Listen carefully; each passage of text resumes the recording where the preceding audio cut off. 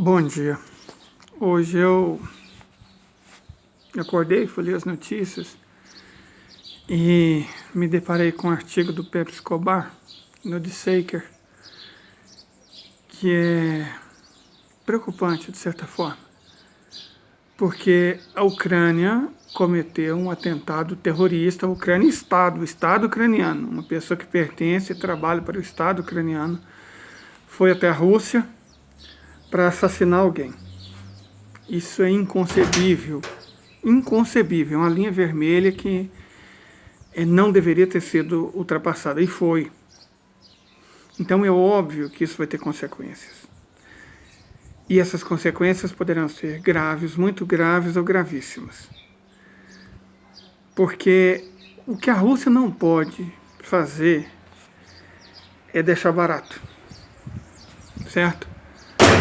Alguém, a mando de um Estado, entrou no seu país e assassinou uma cidadã sua, provavelmente com o objetivo de assassinar o pai dessa cidadã.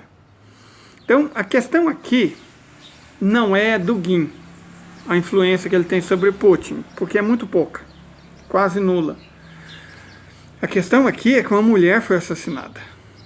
Jovem, 30 anos, filósofa, artista, jornalista, tinha uma vida inteira pela frente.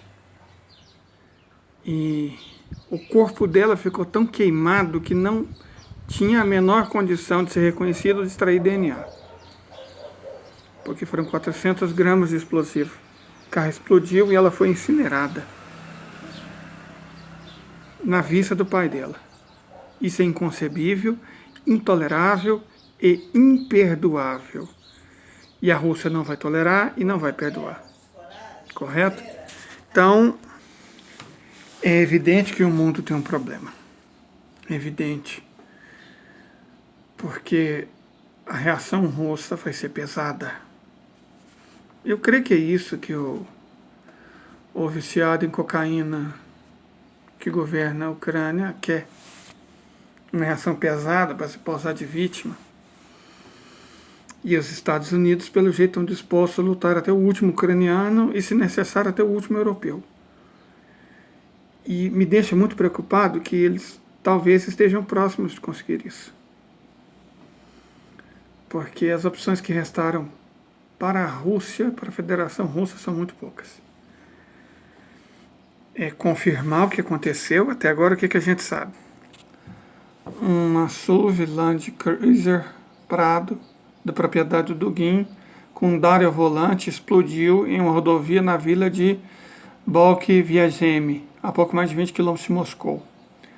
Ambos vinham de um festival familiar, onde Dugin havia dado uma palestra. No último minuto, Daria pegou o SUV e Dugin seguiu em outro carro. De acordo com testemunhas oculares, houve uma explosão debaixo do SUV, que foi imediatamente envolvido pelas chamas e atingiu um prédio à beira da estrada. O corpo de Daria foi queimado além de qualquer possibilidade de reconhecimento, como a gente falou.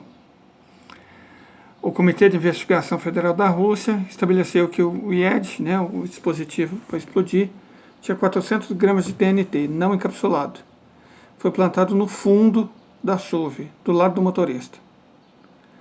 Os investigadores disseram que foi um carro-bomba premeditado, ou seja, ele foi colocado a bomba nele bem antes dos acontecimentos, certo?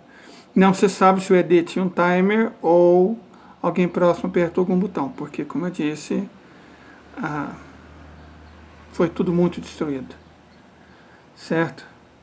O que se sabe de concreto é que o Dugin era um alvo na lista da Mirotvorets. Mirotvorets representa o Centro de Pesquisa de Sinais de Crimes contra a Segurança Nacional da Ucrânia. Trabalha ao lado da OTAN com informações sobre terroristas e separatistas pró-Rússia. É um site que os fascistas ucranianos colocam o nome dos inimigos. Nome, endereço e, em alguns casos, recompensa pela morte deles. A Ucrânia hoje é um Estado terrorista. Oficialmente ela é um Estado terrorista. Ela é um Estado terrorista. O mundo não pode conviver com Estados terroristas. Quer dizer, num nível que só se equipara talvez ao Estado de Israel ou aos Estados Unidos, certo? Esse é o nível da Ucrânia. A Ucrânia é um Estado terrorista.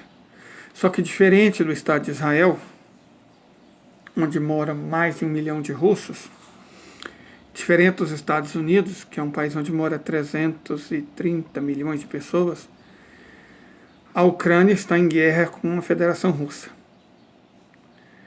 Então, a Rússia, pelo direito internacional, tem direito de reagir. E ela vai reagir. A Estônia guardou essa terrorista assassina.